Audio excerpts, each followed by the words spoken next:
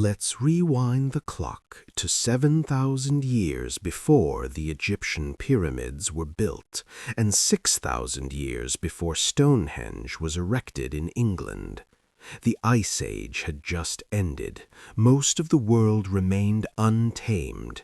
There was a clear picture regarding this period of human history that we knew or thought we knew.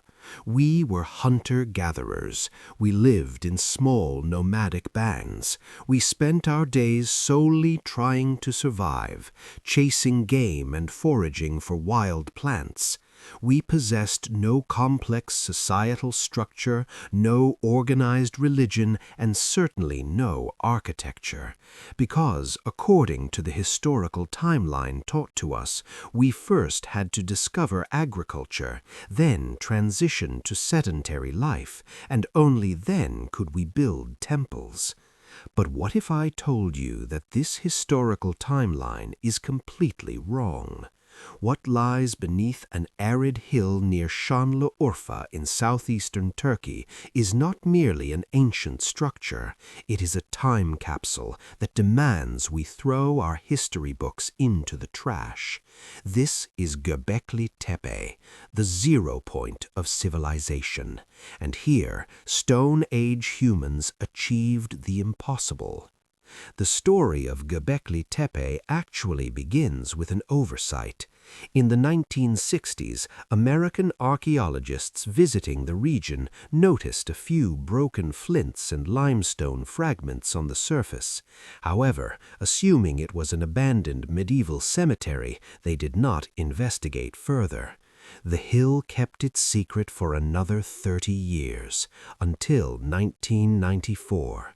When German archaeologist Klaus Schmidt arrived in the region, he sensed something different. He realized the stones on the surface were not natural, but shaped by human hands. When they began to dig, what they encountered just a few centimeters below the soil created a shockwave in the world of archaeology. Massive T-shaped pillars began to emerge from the earth. Some stood 5.5 meters tall and weighed up to 16 tons. The truly shocking aspect here was not the structures themselves, it was their age. Analyses conducted using scientific methods, particularly carbon dating, revealed that these structures date back approximately 12,000 years. That is around 10,000 BC. This date was a hard reality for scientists to accept, because at that time it was thought that humans did not yet know how to make pottery, metal tools had not been discovered, and the invention of the wheel was still thousands of years away. Now let's pause and think. How did a community that possessed no metal tools, using only stone and bone, cut these massive 16-ton blocks? How did they transport them from nearby quarries hundreds of meters up the hill? And how did they erect them in such a perfect circular plan? Here is where science steps in. Archaeologists and engineers have calculated that the construction of these structures required an immense labor force. At least 500 people needed to work simultaneously and in coordination. This situation changes everything we know about the people of that era. Keeping such a large crowd together, feeding them and managing them requires a complex social organization and a hierarchy. In other words, these people were not simple cavemen as we assumed. They were engineers and organizers capable of complex thought. But why? Why would nomadic people expend such energy to build such a monumental structure during a time when they were fighting for survival? The answer may lie upon the T-shaped pillars. These pillars are not merely load-bearing columns. Most experts agree that they are stylized human figures. The vertical stone represents the body, and the horizontal top represents the head. On some, we can see arms and hands hanging down the sides.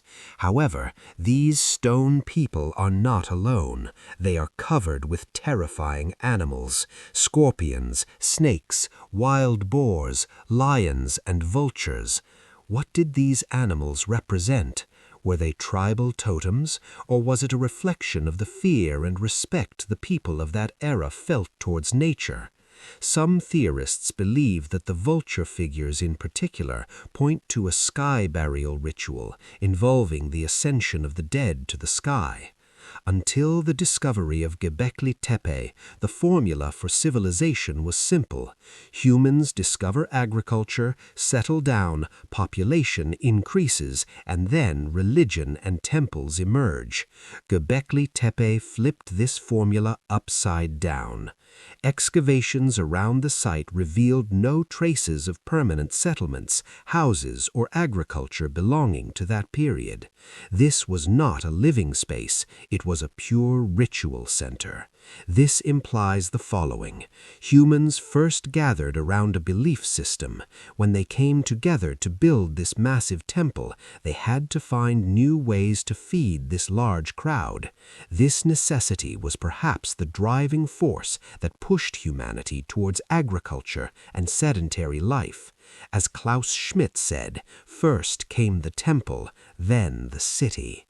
The strangest detail in the story of Göbekli Tepe is its end. After being used for approximately 1,500 years, around 8,000 BC, these structures were deliberately and laboriously buried with soil by those who built them. Why? Did their gods change, or had it completed its mission? We do not know. Today, only 5 to 10% of Gbeklitepe Tepe has been unearthed. Radar scans indicate that at least 15 more temples are waiting to be discovered under the soil. This hill in Urfa proves that our ancestors were far more sophisticated, complex, and spiritual than we thought. And most importantly, it slaps us in the face that we haven't even fully read the first page of human history. What other secrets lie hidden in the depths of the past? Only time and science will tell.